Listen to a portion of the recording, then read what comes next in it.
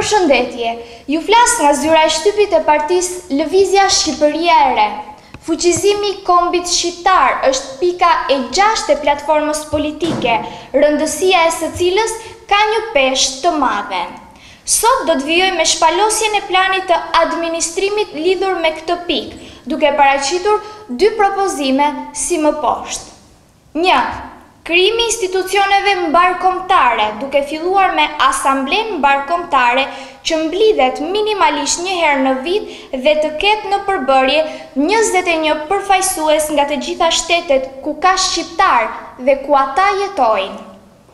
Asambleja Kombëtare do të marrë vendime në interes të zhvillimit dhe fuqizimit ton kombëtar. 2. Krijimi i fondit të zhvillimit mbarkombëtar. Çdo shqiptar duhet të jap kontributin e tij me 1 euro në muaj për kombin e tij.